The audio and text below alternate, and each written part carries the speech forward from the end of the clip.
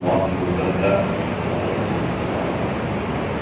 لله رب العالمين والصلاة والسلام على سيد الأنبياء والمرسلين وعلى آله الطيبين الطاهرين وأصحابه الأكرمين أجمعين. أعوذ بالله من الشيطان الرجيم. بسم الله الرحمن الرحيم. إياك نعبد وإياك نستعين. صدق الله المولانا العظيم وصدق رسوله النبي الأمين الكريم ونحن على ذلك لمن الشاهدين والشاكرين. إن الله وملائكته يصلون على النبي يا أيها الذين آمنوا صلوا عليه وسلموا تسليما.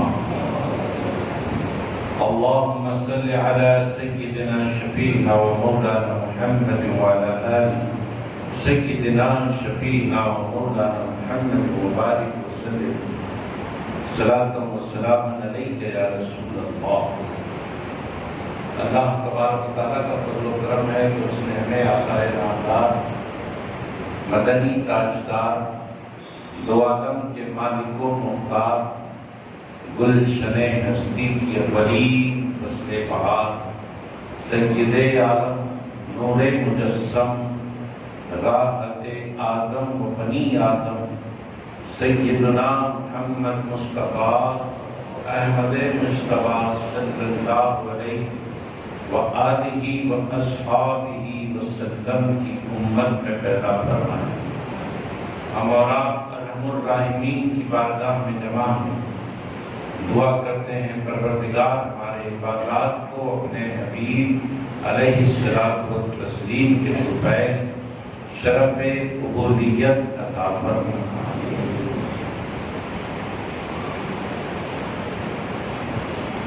آج ہم نے جس آیت مبارکہ کی تلاوت کا شرف حاصل کیا ہے، آپ سمجھ گئے ہوں گے کہ آج کا ہمارا بیان عبادت کے بارے میں ہے.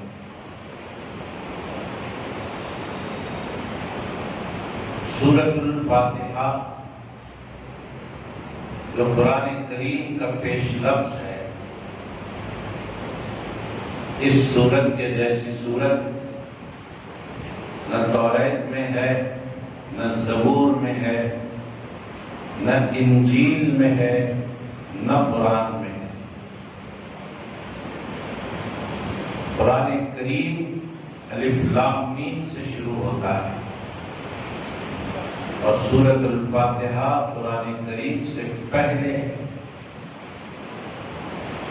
قرآن مجید کا وہ دیباچہ ہے، پیش لفظ ہے.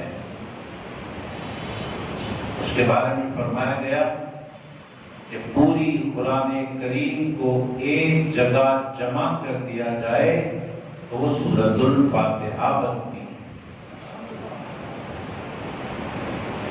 سورہ فاتحہ پوری قرآن کریم کا خلاصہ ہے.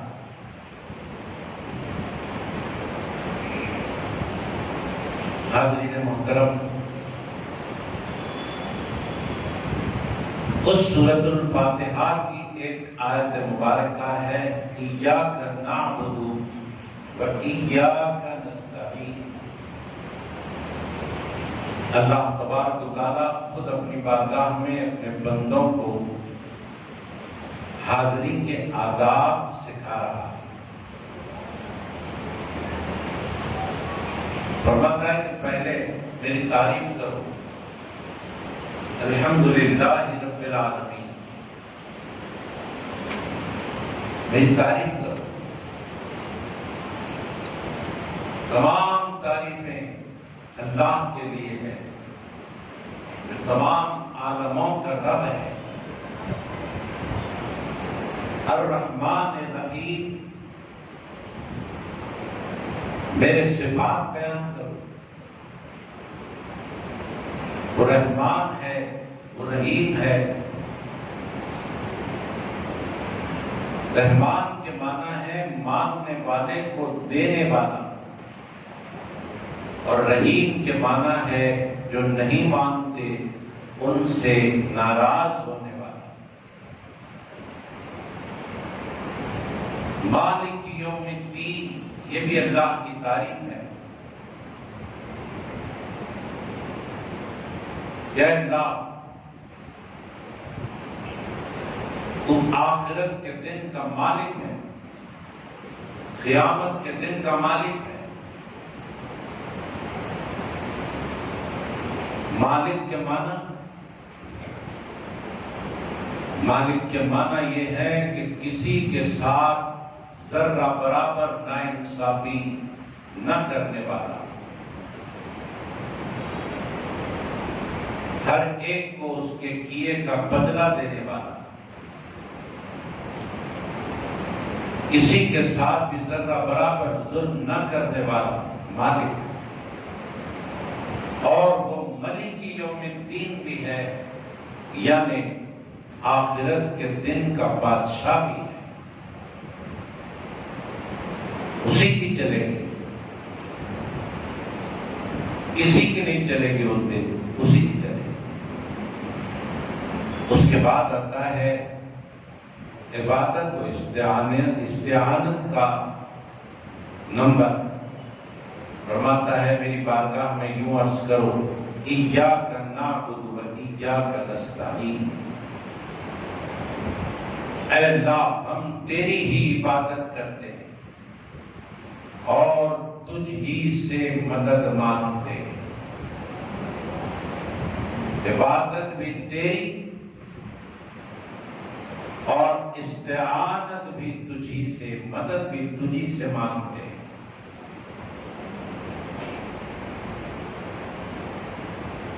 یہاں پر ہم بات کریں گے آج کے عنوان کی مناسبت سے، چونکہ اس آیت مبارکہ کو ہم نے عنوان بنایا۔ اس آیت مبارکہ میں دو چیزوں کا ذکر ہے، ایک عبادت اور ایک مدد۔ ہم تیری ہی عبادت کرتے ہیں اور تجھ ہی سے مدد مانگتے ہیں۔ عبادت اور مدد، استعانت کے معنی ہے مدد۔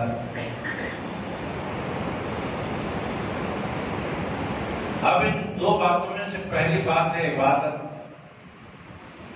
جس کو ہم نے آج کا عنوان بنایا۔ ہم تیری ہی عبادت کرتے ہیں۔ ضمناً ہم استعانت کا ذکر کر دیں گے مختصر، کیونکہ ہمارا عنوان استعانت نہیں ہے آج، مگر چونکہ ترجمہ کیا گیا، ہو سکتا ہے کوئی ذہنی طور پر منتشر ہو جائے، اس کو یکسو کرنے کے لیے ہم مختصراً استعانت کے بارے میں بتاتے ہیں۔ دیکھیے، مدد ہم اے اللہ تجھی سے مانگتے ہیں۔ اس سورۃ الفاتحہ ہمیں آ گیا، ہم سب پڑھتے ہیں، ہر نماز کی ہر رکعت میں پڑھتے ہیں۔ عبادت کے بارے میں آیا، ہم تیری ہی عبادت کرتے ہیں۔ تو پہلے استعانت کی بات ہو جائے۔ یاد رکھیں، مدد اللہ سے بھی لی جاتی ہے، مدد بندوں سے بھی لی جاتی ہے۔ مدد اللہ سے بھی لی جاتی ہے اور مدد بندوں سے بھی لی جاتی ہے۔ آپ بولیں گے آیت مبارکہ میں تو اللہ ہی سے مدد مانگتے ہیں آیا، تو پھر اللہ کے سوا کسی اور سے مدد کیسے ہو سکتی ہے؟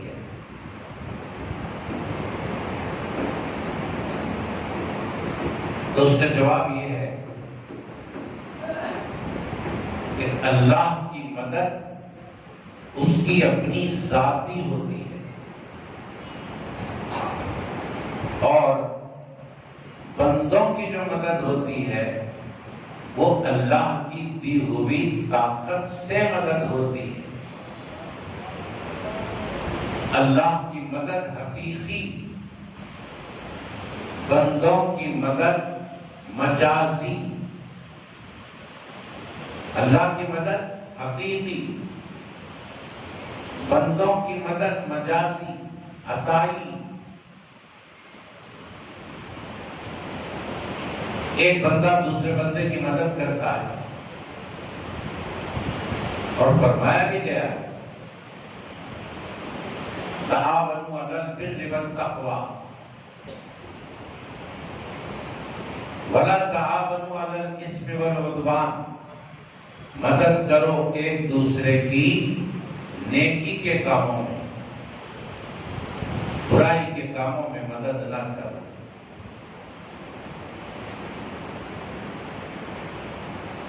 حضرت عیسیٰ علیہ السلام نے مدد کے لیے پکارا، من انصاری الی اللہ۔ ان کے ساتھیوں نے جواب دیا، نحن انصار اللہ۔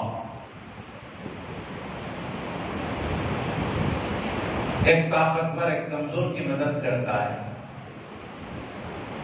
ایک مالدار ایک غریب کی مدد کرتا ہے، ایک استاد اپنے شاگرد کی مدد کرتا ہے۔ یہ مدد بندوں سے بھی لی جا سکتی ہے۔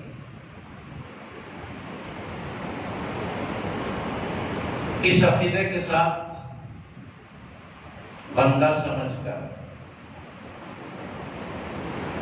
جب بندہ سمجھ کر مدد لی گئی اور مدد کرنے والا خود کو بندہ سمجھ کر مدد کیا، تو یہ مدد مجازی اور عطائی مدد ہوئی، یہ جائز ہے۔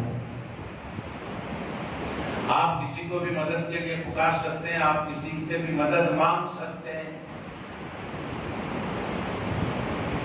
بھائی بھائی سے مدد مانگ سکتا ہے، پڑوسی پڑوسی سے مدد مانگ سکتا ہے، چھوٹا بڑے سے، بڑا چھوٹے سے، سب جائز ہے۔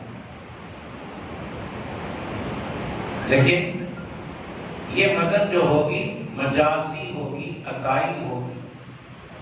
اللہ کا مدد کرنا اور ہے، بندے کا مدد کرنا اور ہے۔ بندہ مجازن مددگار ہے، اللہ حقیقی مددگار ہے۔ میں مدد اور عبادت میں فرق بتا رہا ہوں۔ دو باتوں کا ذکر آیا نا، عبادت اور مدد۔ ہم تیری ہی عبادت کرتے ہیں، تجھ ہی سے مدد مانگتے ہیں، تو تجھ ہی سے مدد مانگنے میں حقیقی مدد مراد ہے، اور جہاں تک ایک دوسرے سے مدد مانگی جاتی ہے وہ مجازی عطائی ہے، وہ بھی جائز ہے۔ مدد کی بات ہو رہی ہے۔ اب اس میں بھی دو باتیں پیدا ہوتی ہیں۔ ایک بات تو یہ کہ جب تک مدد کرنے والا موجود ہے، جب تک مدد کرنے والا موجود ہے وہ مدد کرے گا، لیکن مدد کرنے والے کا انتقال ہو گیا، اب وہ مدد نہیں کر پائے گا۔ مدد کرنے والے کا انتقال ہو گیا، اب وہ مدد نہیں کر پائے گا، اب اس سے مدد مانگی نہیں جائے گی۔ جو زندہ ہیں ان سے مدد مانگی جائے گی،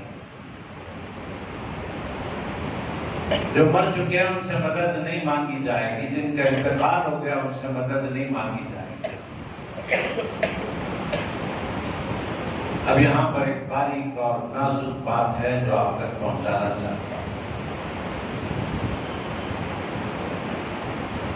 عام لوگ جو ہوتے ہیں نا، وہ جب تک زندہ رہتے ہیں مدد کرتے ہیں،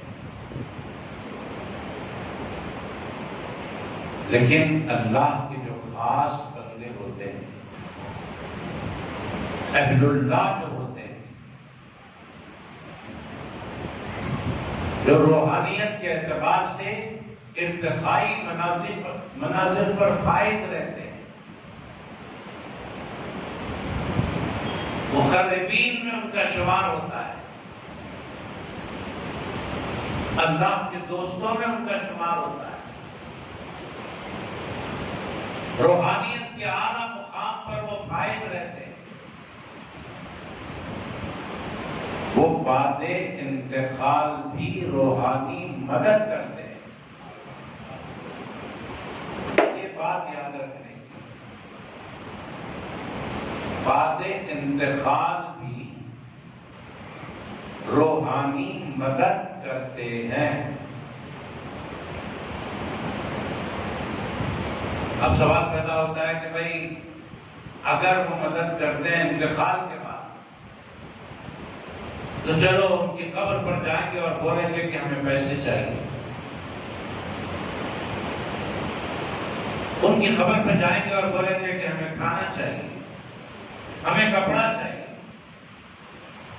اگر وہ انتقال کے بعد مدد کر سکتے ہیں تو پھر روٹی مانگیں گے، کپڑا مانگیں گے، پیسہ مانگیں گے۔ اب قبر سے اگر پیسہ ہم کو مل گیا تب مانیں گے کہ یہ انتقال کے بعد بھی مدد کرتے ہیں۔ ہمیں کھانا مل گیا ہم مان جائیں گے، ہمیں کپڑا مل گیا ہم مان جائیں گے۔ یہاں تھوڑا سا سمجھداری کی ضرورت ہے، یہاں جہالت کرنے کی ضرورت نہیں ہے۔ اس بات کو سمجھنے کے لیے جہالت پر اترنے والا زندگی بھر نہیں سمجھتا۔ یہ بات اسی کے سمجھ میں آتی ہے جو ٹھنڈے دماغ سے سوچتا ہے، ٹھنڈے دل سے غور کرتا ہے۔ ہم نے پہلے کہہ دیا کہ انتقال کے بعد اہل اللہ، اللہ والے روحانی مدد کرتے ہیں۔ روحانی مدد کا مطلب کیا ہے؟ بدن تو مر جاتا ہے، مٹی میں مل جاتا ہے، لیکن روح نہیں مرتی، روح تو زندہ رہتی۔ اور وہ روحانی مدد کرتے ہیں تو روحانی مدد کا مطلب کیا ہے؟ روحانی مدد ہوتی کیسے؟ یہ بات اگر سمجھ میں آ گئی تو سارا جھگڑا ختم ہو جائے۔ روحانی مدد کہتے کس کو ہے؟ روحانی مدد ہوتی کیسے؟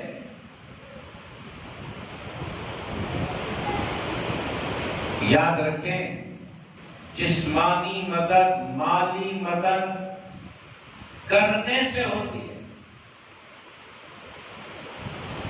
میں اگر آپ سے کہوں کہ میری مال کے ذریعے مدد کیجئے، آپ اگر دیں گے تب میری مدد ہوگی۔ میں آپ سے کہوں جسمانی مدد کیجئے، آپ جسمانی مدد کریں گے تب مجھے مدد ہوگی۔ لیکن آپ اگر روحانیت کے اعلیٰ منزل پر فائز ہیں اور میں آپ سے عرض کروں کہ میری روحانی مدد کیجئے، تب روحانی مدد کرنے سے نہیں ہوتی، روحانی مدد چاہنے سے ہوتی، چاہنے سے۔ مثال کے طور پر آپ میری روحانی مدد کرنا چاہتے ہیں، میرا کوئی کام بننے والا ہے، نہیں بنتا، اور آپ چاہتے ہیں کہ میری روحانی مدد ہو، تو آپ کو پیسہ دینے کی ضرورت نہیں ہے، آپ کو ہاتھ دلانے کی ضرورت نہیں ہے، آپ کو حرکت کرنے کی ضرورت نہیں ہے۔ روحانی مدد روح سے ہوتی ہے، روحانی مدد قلب سے ہوتی ہے۔ آپ کو کچھ بھی دینے کی ضرورت نہیں ہے۔ آپ اگر دل میں سوچ لیں کہ میرا کام بن جائے تو آپ کی سوچ کو اللہ پوری کر دیتا۔ یہ ہے روحانی مدد۔ آپ آپ کو ہاتھ ہلانے کی ضرورت نہیں، آپ کو چل کے آنے کی ضرورت نہیں، آپ کو جیب سے نوٹ نکال کر دینے کی ضرورت نہیں، آپ کو کھانا بنا کر دینے کی ضرورت نہیں، آپ کو کپڑا خرید کر دینے کی ضرورت نہیں۔ وہ تو جسمانی، مالی اور مادی مدد ہو گئی۔ روحانی مدد کا مطلب ہی نہیں سمجھا لوگوں نے۔ روحانی مدد کا مطلب یہ ہے کہ اگر ہم کسی کی روحانی مدد کرنا چاہتے ہیں تو بس ہم اس کے بارے میں سوچتے ہیں، چاہتے ہیں کہ اس کا یہ کام ہو جائے، اور وہ کام اللہ پورا کر دیتا ہے۔ اسی کا نام روحانی مدد ہے۔ ہم گئے اللہ کے ولی کی مزار پر، اور مزار پر کھڑے ہو کر ہم نے ولی اللہ کو سلام کیا، السلام علیکم یا ولی اللہ، السلام علیکم یا اہل القبور۔ جو بولنا ہے سلام کیا۔ حدیث شریف میں آتا ہے خبر والا سلام سنتا بھی ہے، سلام کا جواب بھی دیتا ہے، اور سلام کرنے والے کو پہچانتا بھی ہے، دیکھتا بھی ہے، پہچانتا بھی ہے۔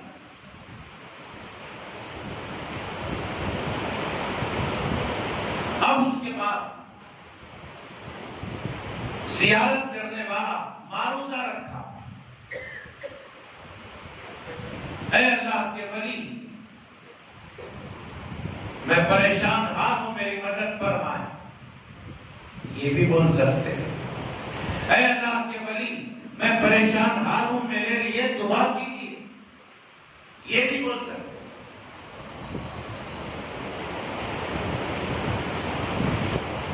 اور آپ دعا کیجیے یا آپ مدد کیجیے نہ بھی بولیں، اللہ کے ولی کی مزار کے پاس کھڑے ہو کر ہم خود اللہ سے دعا کر لیتے ہیں تو اس مقام کی برکت سے اللہ دعا قبول فرما دیتا ہے۔ یہ بھی ہے۔ یہ 3 صورتیں، چلیے 3 صورتوں میں سے ایک صورت جس پر بڑی بحثیں ہوتی ہیں، یا اللہ کے ولی میری روحانی مدد فرمائیے۔ عرض کر دیا سائل، اللہ کے ولی نے سن لیا فریاد، اور روحانی طور پر یہ چاہا کہ اس بندے کا کام ہو جائے، چاہا، دعا نہیں کی، ولی نے چاہا کہ اس بندے کا کام ہو جائے، اللہ اس چاہت کو پوری کرتا ہے۔ وہ ولی زمین پر ہو تو بھی اس کی چاہت کو پوری کرتا ہے، وہ ولی زمین میں ہو تب بھی اس کی چاہت کو پوری کرتا ہے۔ یہ روحانی مدد ہو گئی، روحانی مدد ہو گئی۔ واقعات بہت ہے سنانے کے لیے، بہت واقعات ہے سنانے کے لیے۔ کہ اللہ والوں کی مزار پہ کوئی گیا، اپنی فریاد رکھا اور اس کا کام بن گیا، تو کام بننے کے پیچھے کیا ہے؟ کام بننے کے پیچھے ولی کی چاہت ہے۔ اور یاد رکھیں، ولی نبی کے نقش قدم پہ ہوتا ہے، ولی نبی کے نقش قدم پہ ہوتا ہے۔ اور اللہ کے نبی فرماتے ہیں، میں چاہوں تو سونے کے پہاڑ میرے ساتھ ساتھ چلنے لگے۔ کیا فرمایا سرکار نے؟ میں چاہوں سونے کے پہاڑ میرے ساتھ ساتھ چلنے لگے۔ تو یہ سونے کے پہاڑ چلنے کے پیچھے وجہ کیا ہے؟ وجہ نبی کی چاہت ہے۔ صرف نبی چاہتے ہیں چلنا اور اللہ چلا دیتا ہے۔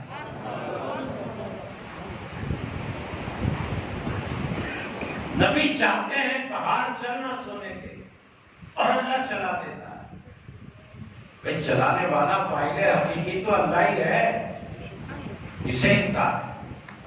لیکن یہاں اللہ والوں کی اہمیت اور ان کی عظمت بتائی جا رہی ہے کہ اللہ والے اس شان کے ہوتے ہیں کہ وہ جو چاہتے ہیں اللہ وہ کر دیتا ہے.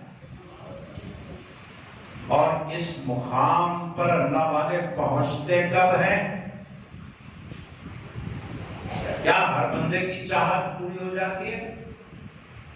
جو بندہ جو چاہا ہو گیا ایسا ہوتا ہے کیا؟ نہیں. اس کے لیے ایک مقام ایک مرتبے پر پہنچنا پڑتا ہے، مقام انسانیت پر فائز ہونا پڑتا ہے. کیا ہے وہ؟ حضرت فرید الدین عطار رحمت اللہ علیہ وہ اللہ کے ولی تھے کہ وہ جو چاہتے وہ ہو جاتا. وہ جو چاہتے وہ ہو جاتا. لوگوں نے سوال کیا حضرت ہم چاہتے ہیں ہوتا نہیں اور آپ جو چاہتے ہیں ہو جاتا ہے. حضرت نے فرمایا ہاں یوں ہی نہیں ہوتا، وقت آنا پڑتا ہے. لوگوں نے پوچھا آخر راز کیا ہے؟ حضرت نے فرمایا آج 30 سال سے یہ حالت ہے میری، 30 سال ہو گئے، وہ جو چاہتا تھا میں وہ کرتا تھا. 30 سال سے وہ جو چاہتا تھا میں وہ کرتا تھا. اب یہ منزل آ گئی ہے میں جو چاہتا ہوں وہ کرتا. یہ اولیاء اللہ کا معاملہ ہے، یہ انبیاء کا معاملہ ہے. تو کوئی اللہ کا ولی دنیا سے چلا گیا، اب اس کی روحانی مدد لینا ہے اور وہ مدد کرتا ہے، تو روحانی مدد ہے کیا؟ پہلے یہ سمجھے جھگڑا ختم ہو جائے گا. روحانی مدد کے لیے ولی چاہتا ہے بس کہ اس کا کام ہو جائے، اللہ کام پورا کر دے. یہ ہے روحانی مدد. آپ ڈائریکٹ اللہ سے بھی مانگ سکتے ہیں، اے اللہ میری مدد فرما، بالکل جائز ہے مانگ. لیکن اگر کوئی اللہ والے سے مدد مانگ رہا ہے تو پھر اس کو روکیے مت، اس پہ شرک کا فتویٰ مت لگائیے، اس پہ کفر کا فتویٰ مت لگائیے. وہ اللہ کو ایک ماننے والا ہے، وہ اللہ کو وحدہ لا شریک ماننے والا ہے. اللہ کے ولی سے مدد مانگ رہا ہے، یہ سمجھ کر مانگ رہا ہے کہ اللہ حقیقی مدد کرنے والا اور یہ اللہ کے نیک بندے ہیں، یہ چاہتے ہیں تو اللہ بات پوری کر دیتا ہے. یہ احادیث مبارکہ میں بھی بہت حدیثوں میں بھی آئے. بہرحال اب ہم چلتے ہیں عبادت کی طرف. مدد کی بات تو ہو گئی، اب عبادت کی طرف چلتے ہیں اور اپنے وقت کے اندر مختصر وقت 5 منٹ کے اندر انشاءاللہ عبادت کی بات بتاتے ہیں. عبادت میں ایسا نہیں ہے جیسا مدد میں ہے ویسا عبادت میں نہیں.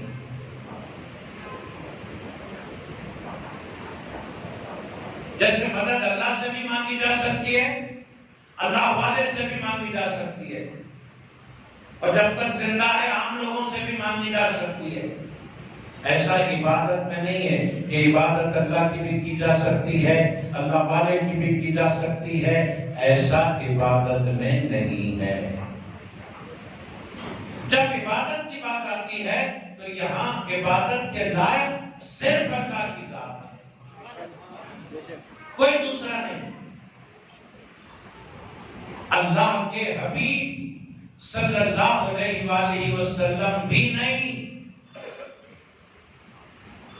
ہرگز رسول پاک کی بھی عبادت نہیں ہوتی. عبادت تو صرف اللہ کی ہوتی ہے. اب رسول پاک سے بڑھ کر کون ہے؟ جب ان کی عبادت نہیں ہے تو پھر اب کس کی عبادت ہو سکتی ہے؟ نہیں ہو سکتی. عبادت صرف اللہ کی. وہاں پر مدد کی رسم معاملہ نہیں ہے، وہاں صرف اللہ کی عبادت، صرف اللہ. اب ہم دنیا میں دیکھتے ہیں، دنیا میں ہم دیکھتے ہیں کہ اللہ کو چھوڑ کر مخلوقات کی عبادت عبادت کرتے ہیں کچھ بندے، کچھ لوگ مخلوقات کی عبادت میں لگے، کوئی سورج کی پوجا، کوئی چاند کی پوجا، کوئی ستارے کی پوجا، کوئی پتھر کی پوجا، کوئی آگ کی پوجا، کوئی بت کی پوجا، اس میں لگے ہوئے۔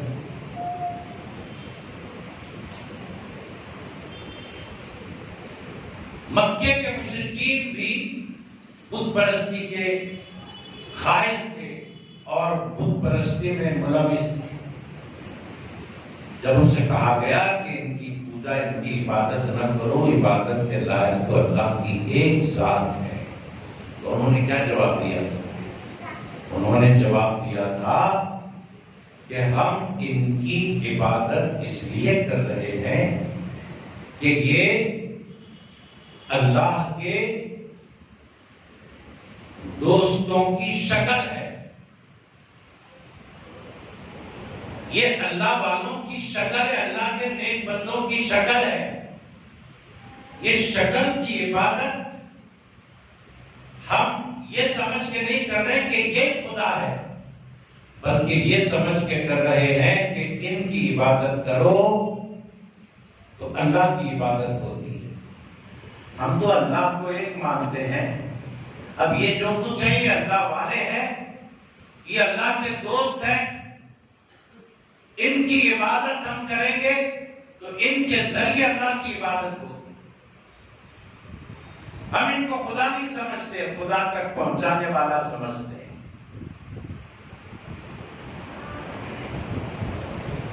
آج ہم پر یہ الزام لگایا جاتا ہے، اس کو دلیل بنا کر کہ دیکھو مشرک بھی بت پرستی کرتے ہیں یہ سمجھ کر کہ ان کے ذریعے ہم اللہ کی عبادت کر رہے ہیں، اور یہ سنی مسلمان بھی یہی بولتے ہیں کہ اولیاء اللہ کے آگے ہم جو جھک رہے ہیں یہ اس لیے جھک رہے ہیں کہ یہ اللہ تک پہنچانے والے ہیں۔ تو یہ سنی اور یہ مشرک دونوں ایک ہو گئے، یہ ہم پہ الزام لگایا تھا۔ آج کے اس اجتماع میں ہم بتانا چاہتے ہیں کہ یہ غلط فہمی ہے لوگوں کی جو ہم پر الزام لگتا ہے۔ حقیقت کیا ہے ہم بتانا چاہتے ہیں تاکہ لوگوں کا ذہن صاف ہو جائے۔ یاد رکھیں، زمین و آسمان کا فرق ہے بت پرستی میں اور قبروں کی، اہل اللہ کے قبروں کی زیارتوں میں، زمین و آسمان کا فرق ہے۔ بت پرستی میں بت رکھا ہوا ہے، مزار کی زیارت میں ولی آرام فرما، وہ بت ہے، یہ ولی ہے۔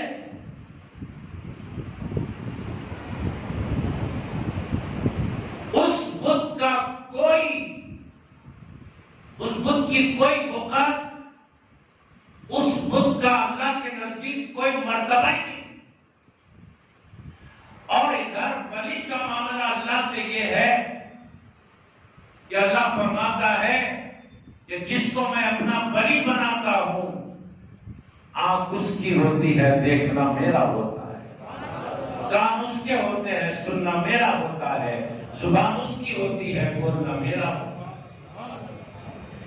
بدھ کے بارے میں کوئی اللہ نے فرمایا نہیں، ولی کے بارے میں فرمایا، حدیث قدسی ہے۔ تو پھر یہ الزام غلط ہوا نا کہ مشرک اور سنی دونوں ایک جیسا عمل کرتے ہیں، یہ الزام غلط ہوا۔ وہاں بت ہے، یہاں ولی ہے، اور کیا ہے؟ وہاں عبادت ہے، یہاں تعظیم ہے۔ وہاں بت کی عبادت ہوتی ہے، یہاں ولی کی عبادت نہیں ہوتی، ولی کی تعظیم ہوتی ہے۔ وہاں پوجا ہوتی ہے، یہاں بوسا ہوتا ہے۔ اللہ کے سوا کسی کو سجدہ کرنے سے اسلام نے منع کیا ہے، کسی کے آگے جھکنے سے، کسی کا ہاتھ چومنے سے، کسی کا پیر چومنے سے، کسی اللہ کے ولی کی قبر کو چومنے سے منع نہیں کیا گیا۔ یہاں تعظیم ہے، عبادت نہیں ہے۔ یہاں غوث اعظم کی عبادت نہیں ہوتی، تعظیم ہوتی ہے۔ یہاں غریب نواز کی عبادت نہیں ہوتی، تعظیم ہوتی ہے۔ یہاں رسول پاک کی بھی عبادت نہیں ہوتی، تعظیم ہوتی۔